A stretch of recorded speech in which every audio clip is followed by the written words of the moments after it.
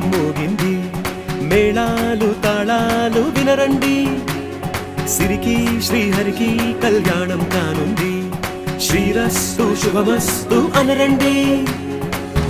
అచ్చతలు గంటో పెళ్లికి అర్థం చెప్పారంటూ, మెచ్చదగు ముచ్చట ఇది అని సాక్ష్యం చెబుతామంటూ, జనులంతా జై కొట్టేలా జరిపిస్తామండి. అందాల కుందనపు బొమ్మవని జత చేరుకున్నా